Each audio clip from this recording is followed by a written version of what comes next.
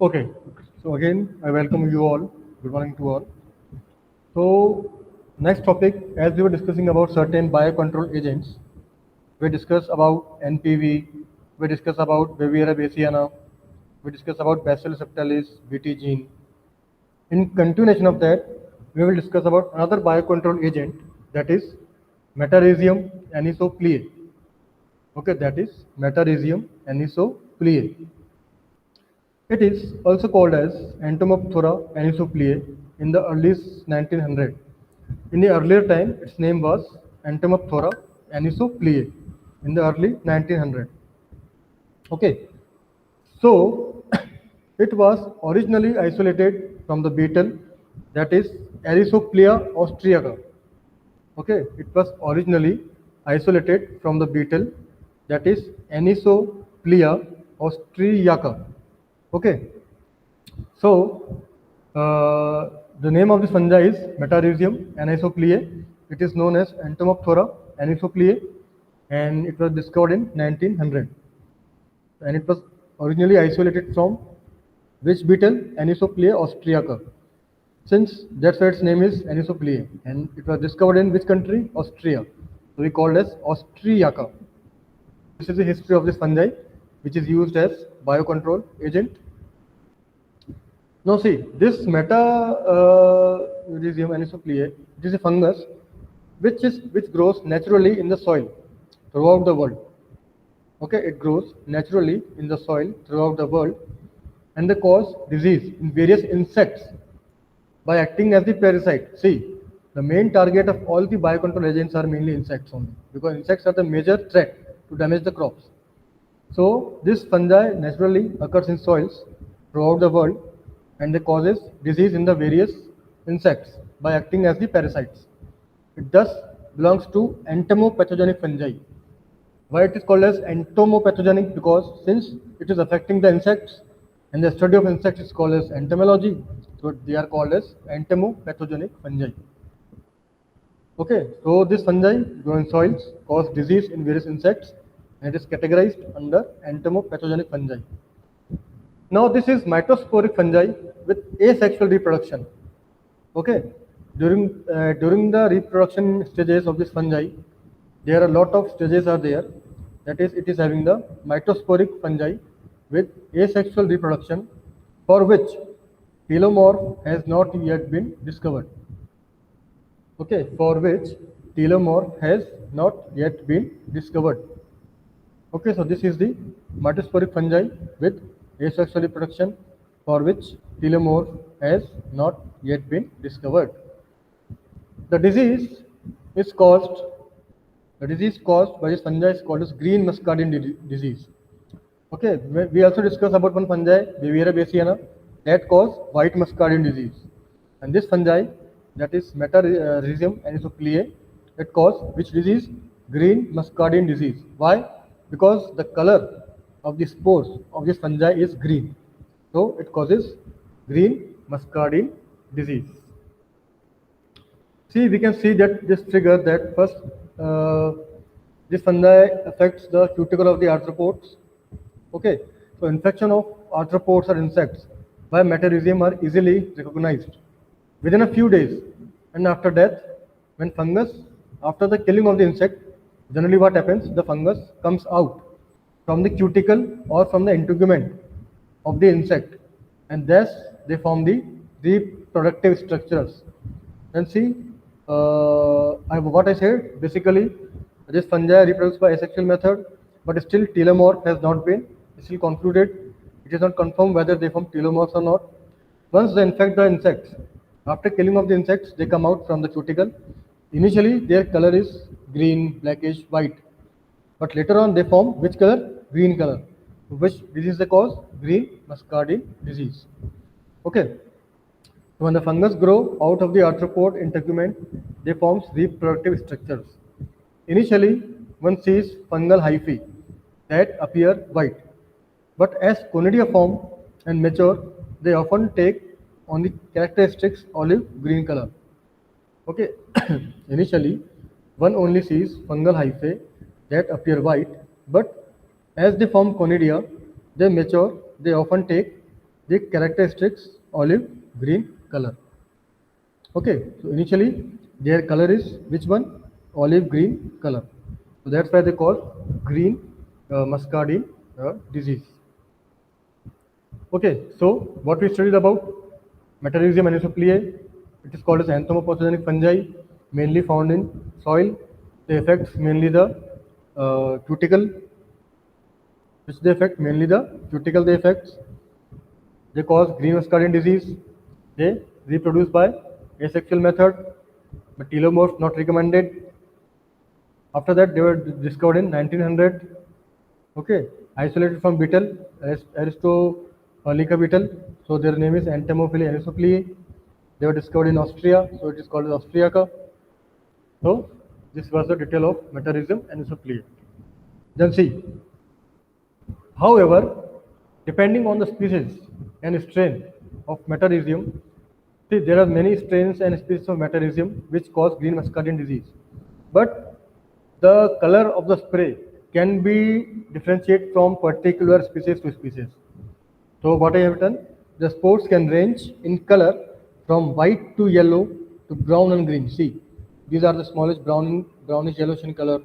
These are brightish in color. These are whitish to yellowish in color. Okay. However, depending on the species and strain of Metarhizium, spores can range in color from white to yellow to brown and green in color. So it depends on the species what color spores they are reproducing.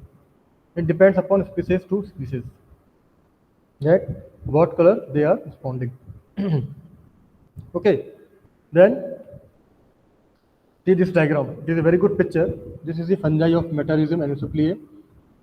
Their spores are appear like a round ball. You know, cricket ball, it is round in color. So their spore is like a ball. It is composed of cluster of conidigenous cells. Okay, their spores is composed of cluster of conidigenous cells. Okay, what I have written, their spore is made up of cluster of conidigenous cells. Okay, and the conidia, what are the shape of conidia? They are single celled, they are haploid, and they are hydrophobic. Hydrophobic means they are not easily dissolved in water. So it is a spores are very clear. They are green in color. They have lot of condigenous cells. Conidia are single celled. They are haploid. Okay, and most important, they are hydrophobic. It means they are not. We can say that not easily dissolve in water. Okay, they are not easily dissolved in water. So these are the main features of Metarhizium anisopleae. Okay. After that, what is the mode of action of this fungi? This fungi directly do not affect the insect. It carries out certain process. What are these process? Like addition, germination, aphrysorium formation, penetration, extrusion, sporulation. So in this, the first method is addition. In this, what happens? The spores of this fungi attach to the integument of the insect. Once it attach to the integument of the insects, the spores are germinated. When the spores are germinated, they will form some tubular structure. That tubular structure are called as aphrysorium formation. Okay, this tubular structure is called as what? Aphrysorium formation. Once they form tube-like structure, they will penetrate inside the again cuticle of the insect. Again, they will penetrate inside the cuticle of the insect. Once the insect is died, okay, once the insect is died, they will appear as the form of white colonies from the cuticle of the insects. So that is called as extrusion. Extrusion means after killing of the insects, coming out of the cuticle. Okay, after coming out from the insects, they are coming out of the insect's body.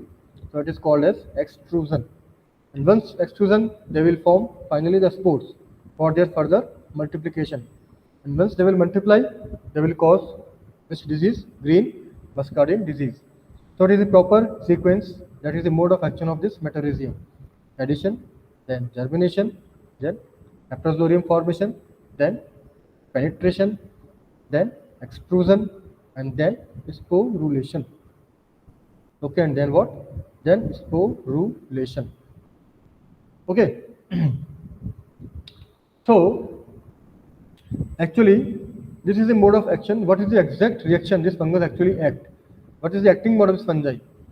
As I told you, this fungi is produced by asexual method. So it will produce spores. They are called as conidia. The spores are called as conidia of the fungi. When this conidia comes in the contact of the body of the insect host, what will happen? This conidia will germinate. They will form the hyphae, and this hyphae will penetrate inside the cuticle of the fungi. Okay, when this fungi is reproduced, they will form first spores. Spores will form conidia. The conidia will enter inside the body of the cuticle of the insect. Then they will germinate. Once they will germinate, they will form the hyphae, and that hyphae, okay, they will emerge, and they will penetrate inside the cuticle of the insect body. So the fungi which develop inside the body, ultimately it will kill the insect after a few days. Okay, but how?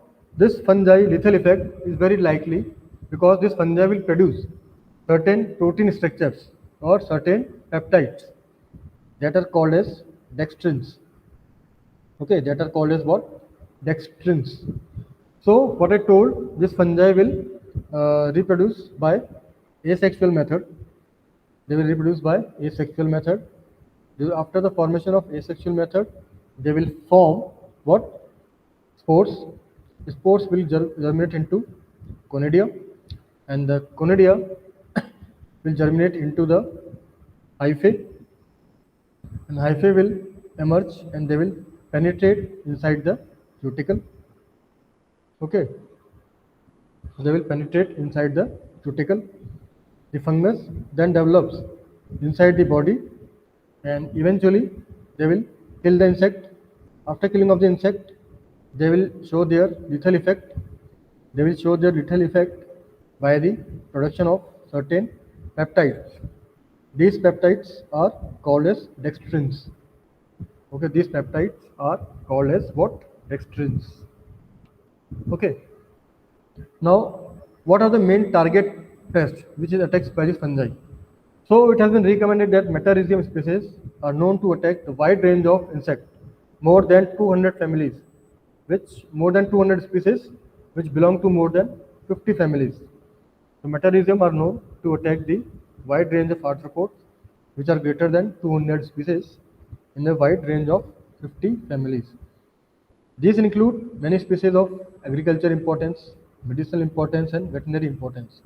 So it means Metarhizium is very, very important biocontrol agent, as it can be applied to control the pest in every field like agriculture, medical, and veterinary. Besides that, Metarhizium also attack on various ticks, beetles, root weevils, flies, ants, thrips, locusts, and grasshoppers.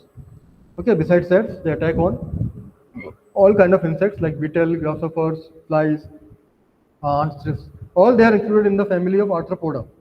That's why I told you their main target is family Arthropoda, and they can infect more than 200 species, which belongs to more than 50 families.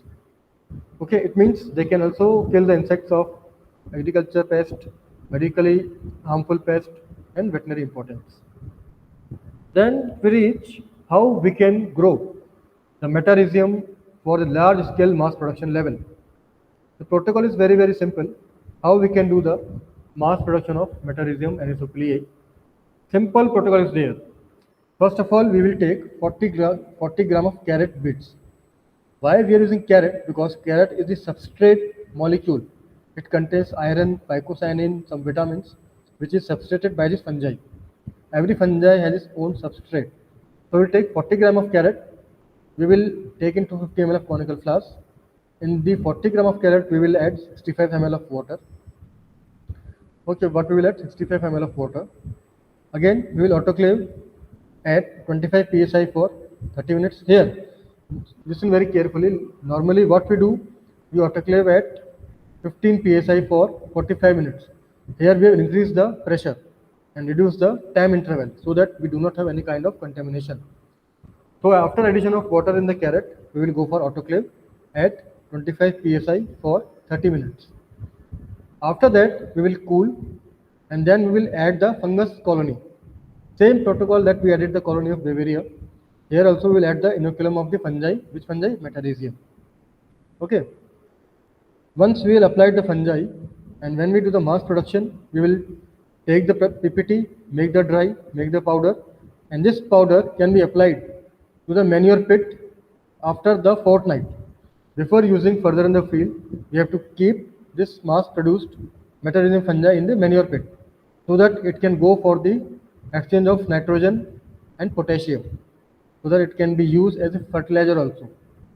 So this is the protocol. What we have taken 40 gram of carrot. In that we have added 65 ml of water. In that we have taken autoclave. We will do for 30 minutes. We will cool and inoculate with the fungi sample. And then fungi can be applied to manure pit after the fortnight. Okay, this fungi can be applied to the manure pit after the fortnight. And then they can apply in the field. Why we kept in the manure pit? So that they can have the proper exchange of nitrogen, phosphorus and potassium. So they can also be used as the biofertilizer. Now, next we come reach how we can apply this metarhizium in the field condition. There are different methods. First method is used by foliar spray. So what we will do, we will add 1 liter of this fungi solution in 200 liters of water. That is, we are adding 5 ml per liter. 5 ml of metarhizium we can add in 1 liter of water for 1 acre of land. Okay, for 1 acre of land means 1 liter per acre is the limit. If it is 100 acres, we have to make 100 liters. 50 acres, we have to make 50 liters. Then the spray volume depends upon the crop canopy. Means depending upon the distance between the crop, which kind of crops we are growing, which crops are majorly infected by the insects. So the concentration is fixed, that is 1 liter per acre in 200 liters of water. Or we can say that almost 5% we can use. Okay, or 0.5% means 5 ml per liter is how much? 0.5% we can use. Second method is by using in the soil application. From the drip, the concentration is same, but in the soil we can use same 1 liter per acre from the drip. We can add this metarhizium powder in the soil in the concentration of 1 liter per acre. Third method is seed treatment. What we will do, we will take 4 to 5 gram per kg of seeds as per standard wet treatment. Okay, then we will go, seeds are treated per kg seeds. We will take and we will add 4 to 5 gram of metarhizium solution. For 1 kg, we are using how much solution? 4 to 5 gram of metarhizium. What will happen? That seeds can be treated, they are germinated. And once they are germinated, there is no effect of any arthropod insect. And what is the advantages? If the dose level is increased, so overdosing do not cause any harmful side effects to the plants. So if we are doing the overdosing, so nothing to worry because up to certain limit, so they will not cause any side effects to the plants. So overdosing does not cause any harmful side effects to the plants. Okay, so that's why there are 3 methods in which we can do the field application of this fungi, that is metarhizium. Okay, then we come that against which insects they are most effective. They are most effective against the grubs of coconut, rhinoceros beetle. They are very much effective against grasshopper. They are very much effective against rice BPH. They are very much effective against sugarcane parilla. And they are very much effective against tobacco bollworm. Okay, so these are the main 5 target pests against which this metarhizium is very effective. That is grubs of coconut, grasshopper, rice BPH, sugarcane parilla, and bollworm. These are the 5 main things against which these metarhiziums are very much effective. So this completes the above topic of metarhizium. So what we discussed, it is the fungi found in soil. Okay, produced by asexual reproduction. First, spores are formed, conidia are formed, therefore fungal hyphae penetrate inside the cuticle of the insects, has turn the cuticle white color, comes out as a green spores. They will create green muscardine disease. They were discovered in 1900. They were called as entomopathogenic fungi. They were discovered from the Australia. Okay, and they are used in a different dose level. Mass production by using of carrot, 40 gram of carrot, 65 ml of water. Go for autoclave. Add fungal colony. Add in the manure pit for the gaseous exchange. Apply in the field by 3 methods: by foliar spray, soil method, and seed method. Again, 1 liter per acre is the concentration. It means in 1 liter of water we will add 5 ml of solution. Okay, against manure cockpit they are also effective. Okay, and they are very much effective against grubs, grasshopper, rice BPH, sugarcane pyrilla, and bollworm. Right?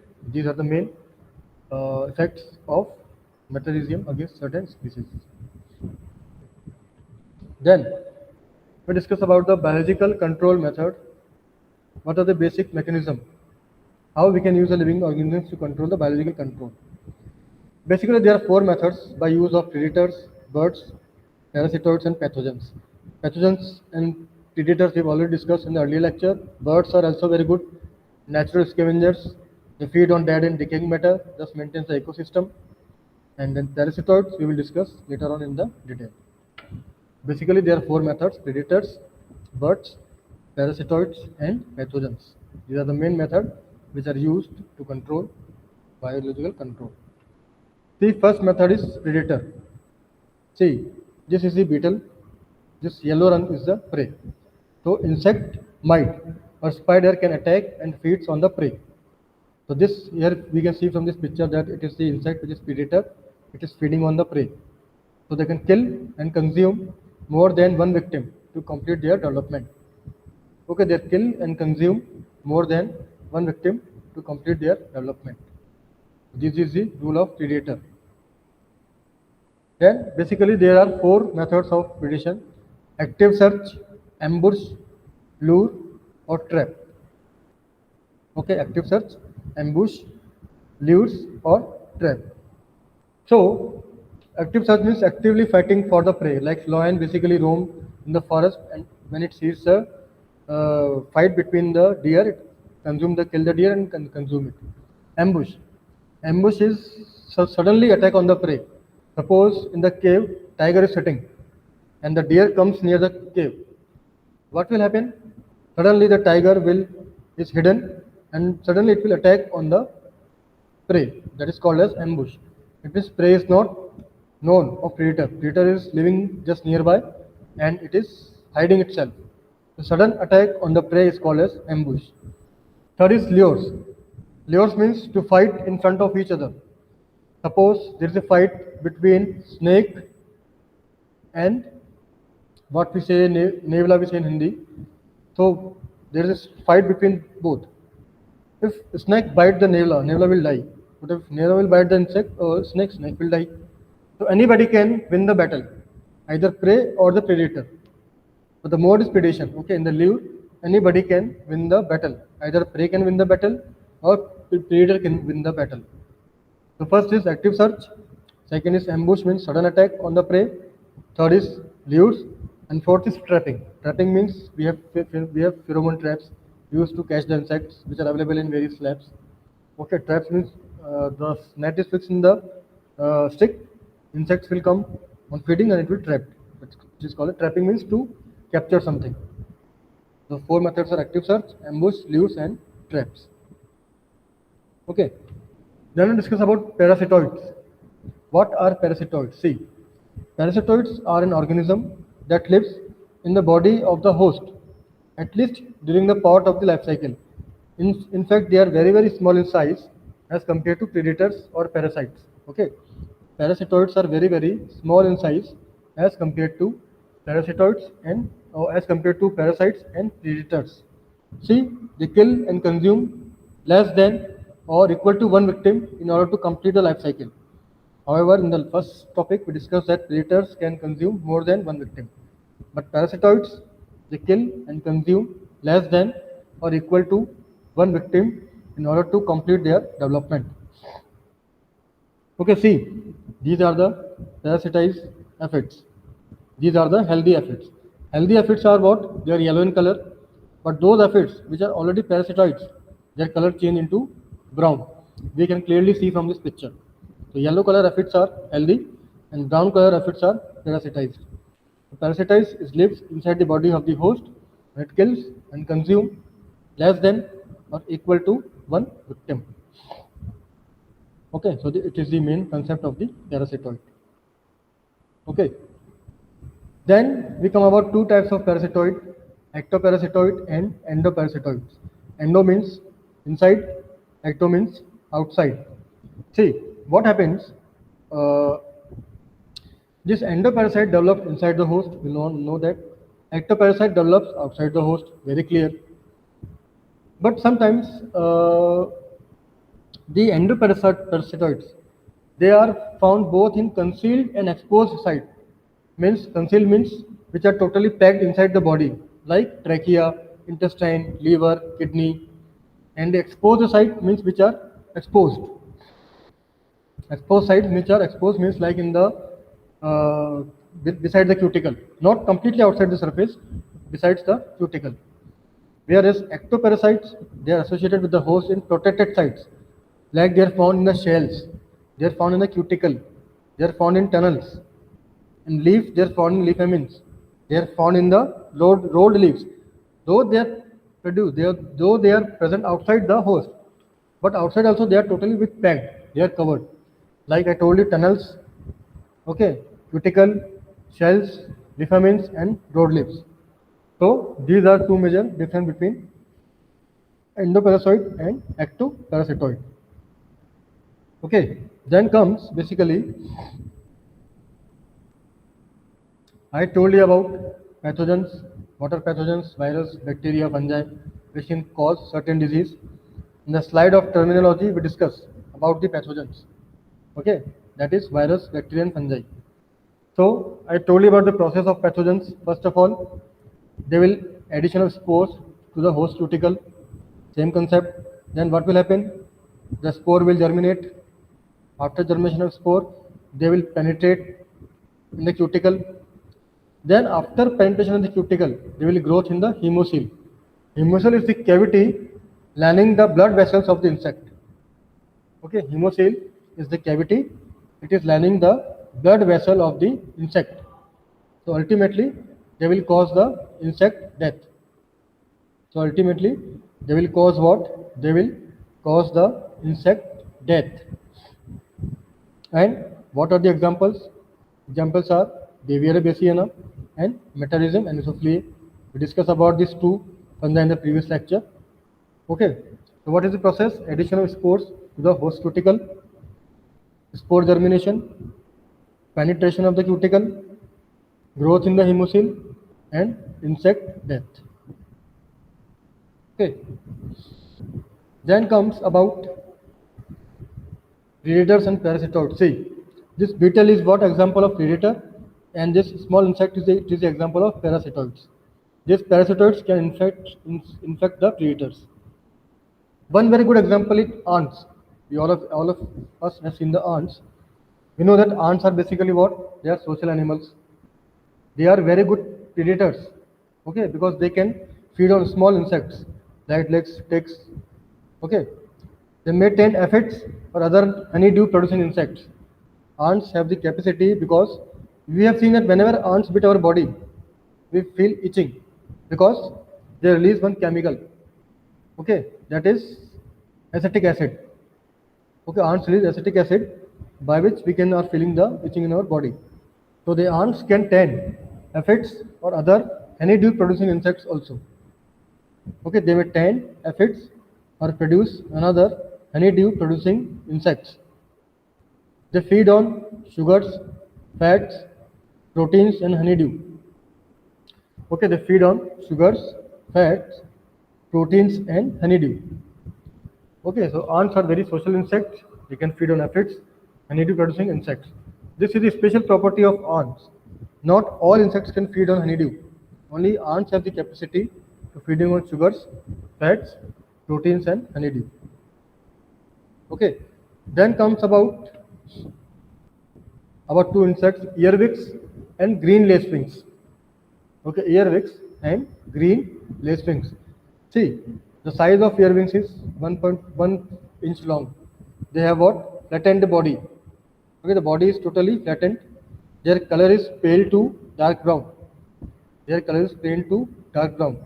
Now, see in their mouth, they have forceps like we all of us have used forceps to catch something. Whenever we have done any experiment in the lab, we need forceps. So, they have forceps like cerci, which is used to capture prey or defend themselves. They have forceps like cerci, which are used to capture prey or they defend themselves. Okay, so they are the good predators. Forceps like cerci used to capture prey or defend themselves as the predators. Then we discuss about green lacewings. Green lacewings, we can see that they can easily eat, the adults generally eat aphids, honeydew. They basically feed on flowers for nectar and pollen. Okay, they along with ants, they can also feed on nectar and pollen. And in fact, their larvae are also predators. Okay, in the green lacewings, their larvae are also the predators. They are commonly found on grass, weeds, shrubs, and cultivated row crops. Green lacewings can be easily identified in the crop. They are commonly found in grass, weeds, cultivated crops, and shrubs. Okay, so we will discuss about earwigs and green lacewings. Okay, then comes about beetles and ladybird beetles. Beetles and ladybird beetles. See, around their shape is almost little bit same. There is not so much difference. Only difference is of color and the spot. So in the beetles, the adults and larvae, some species are predators. In the beetles, some adult and larvae of some species are predators. But in both adults, in ladybird beetle, both adults and larvae, they prey on aphids. Okay, they prey on aphids. They are scaling insects. They prey on mealybugs. They prey on mites and other soft-body insects. So adults and larvae of some species are predators. Both adults and larvae prey on aphids, scale insects, mealybugs, mites, and other soft-body insects. Okay. So actually, see, both earwigs, green lacewings, ants, beetles, ladybird beetle all belong to category, but their shape is little bit different. Like in the previous PPT, I told you about lacewings. It is circle-like forceps which is used to capture the prey. So these adults and larvae prey on aphids, insects, mealybugs, mites, and soft body insects.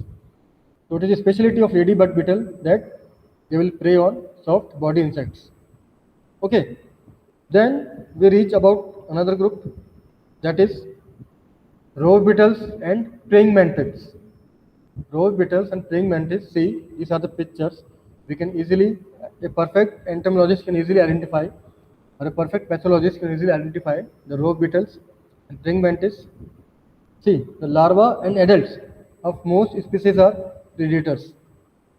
Adults are brown or black in color. See, their color is brown or black in color. Okay, they are having stubby wings. Their wings are little bit stubby. Stubby means little bit flatty and conical in shape. So adults are brown or black in color. So their wings are slender with stubby wings. And their larva, this is the larval stage, which resemble adults. Okay, their larvae resemble adults. They basically prey on aphids, springtails, nematodes, and fly maggots. Okay, they prey on aphids, springtails, nematodes, and fly maggots. Okay, so what I told, their larva resembles adults. They prey on aphids, springtails, nematodes, and fly maggots. Then we discuss about praying mantis. It is very thin body, usually over 2 inch in length. They are brown or green in color. Okay, they are brown or green in color. They prey on many different insects. Okay, they prey on many different insects, including other beneficials. They prey on many different insects, including other beneficials. So this is called as praying mantis. Okay, this is called as praying mantis. So discuss about many insects like earwings, green lacewings, rose beetle, ladybird beetle, normal beetle, ring mantis. Okay, they are feeding on short-body insects, honey, pollination. Pollination is mainly done by insects only. Then we reach to another group of insects, bugs. See, there are two types of bugs: minute pirate bugs and big-eyed bugs. Okay, minute, though their shape is same, their shape is small, oval, flattened, and they are having black and white spots on their body. Okay, they are having black and white spots on their body. Their nymphs and adults are predators. Okay, their nymphs and adults are predators. So they prey on corn earworms, small caterpillars, insect eggs, leafhopper nymphs, spider mites, and thrips. They prey on corn earworms, small caterpillars, insect eggs, leafhopper nymphs, spider mites, and thrips. Now we talk about big-eyed beetle, big-eyed bugs. They they are gray, brown, black, or tan with tiny spots. Okay, they are gray, brown, black, or tan with tiny spots and bulging eyes. They are gray, brown, black, or tan with tiny spots and bulging eyes. Then they prey on eggs and immature aphids. Okay, they prey on eggs and immature aphids. Okay, these are the only group of organisms or insects which prey on immature aphids. So they prey on army worms, horny worms, corn earworms, leafhoppers, lycus bugs, millibugs, cylids, spider mites, and thrips. So they prey on eggs and immature aphids, army worms, armworms, corn worms, leafhoppers, lice bugs, millibugs, cylids, spider mites, and thrips. Okay, so these are different kind of other insects. See, another group of insects is sting bugs and sting bugs. Both are same. Both species are same, but their shape, but their appearance is little bit different in different areas. Okay, so here what I'm showing, they are normally oval or shield shaped, brown, green, or gray, or brightly colored. They prey on mainly insects. Basically, sting bugs mainly feed on caterpillars. Sting bugs mainly feed on caterpillars. Okay. Now see, beneficial forms, that spines projecting from shoulders. From their shoulders, they have spines. They have short and stout beaks. What will happen? No any other predator can attack on sting bugs. Why? Because they have spines. If we touch the bush, what will happen? Spines will cause, they will cause pain in our body, blood will come out. So it is a protecting layer, it is having spines projecting from the shoulders. So from the spines and stout beak, it can easily attack on any other prey. Okay, so they are very good plant feeders. They have round shoulders, they have long, thin mouth parts. So sting bugs are very good plant feeders. So their spines projecting from the shoulders. The shoulders are round color and they have long, thin mouth part, and the beaks is like stout. Okay, and the beaks is like stout. We discuss about what? We discuss about sting bugs. Both are same. Normally different shapes are available, and they are the group of insects which are having spines-like structure projecting from the body, and they have long, thin, and mouth parts with stout beaks. Okay. Then we discuss about predatory mites and spiders. See, predatory mites we have seen ants in two forms, black or red. Red ant or mites, they are often red or orange in color. Their legs are very longer than other spice mites. This is a special property of predatory mites. Their legs are very longer. Their front legs are extended forward. Okay, their front legs are extended forward. They commonly attack two spotted spider mites. They commonly attack two spotted spider mites. Okay, they commonly attack what? Two spotted spider mites. Then we discuss about spiders. They have 8 legs, 2 body parts. They have 8 legs, two body parts. They are very good predators, they are very good hunters. Now we all know that spiders have the capacity to build nest. All of you have seen the nest, we can say that Makri ka jala. Why? Because they have webs. They have spin webs which they can secrete out from their mouth, and they are categorized under ambush. Because spiders suddenly attack on the small insects. It do not fight. Spider suddenly catch the insect in the nest which it follow.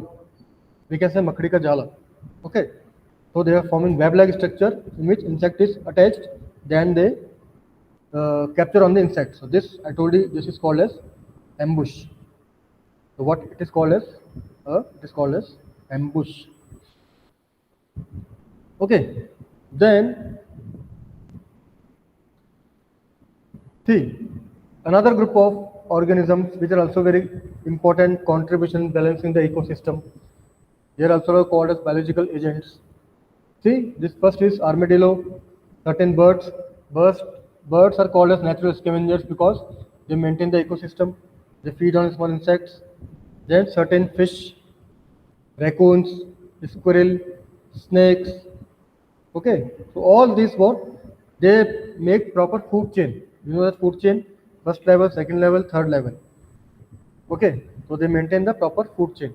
So along with the insects, there are some vertebrate animals which are maintaining the biological control agents like armadillos, fish, birds, raccoons, snakes, and squirrels. Okay, so these are also categorized under the group of biological agents, right? Then see this diagram. It is a very good example of ecosystem and the food chain. Okay, this diagram is very good example of ecosystem and food chain. See first there is a plant. This plant is eaten by the caterpillar. Okay, this caterpillar is eaten by the small birds. Small birds eat the caterpillar, and further the owls they are again eaten by the owl again eat the small birds.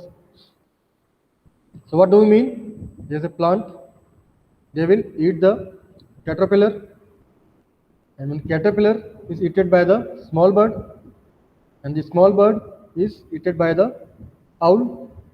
Okay, so this is they will just balance the ecosystem in nature.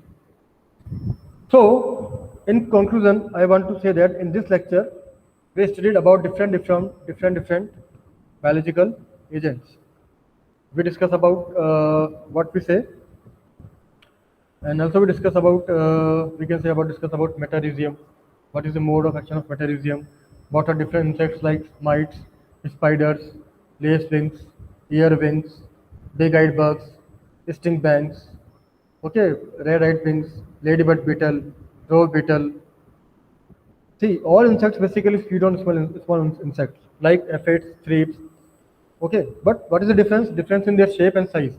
Some are having spines, some are having flattened body, some are having thick cuticle, some are slender in size. And after that, we discuss about several vertebrates like armadillo, squirrel, snake, birds, which are also the part of biocontrol agents. And this diagram shows us what about the perfect ecosystem. How the plant leaf is eaten by the caterpillar. This caterpillar is eaten by the small birds, and these small birds are eaten by the owls. Thus, they all are contributing in the biological ecosystem in another way. So, all this comes under the topic of biological control agents. So, I hope this will clear your lecture. So, thank you very much. So, in this topic, we discuss about the metarhizium. We discuss about today's insects. I hope this lecture will create the better understanding about this subject. Thank you.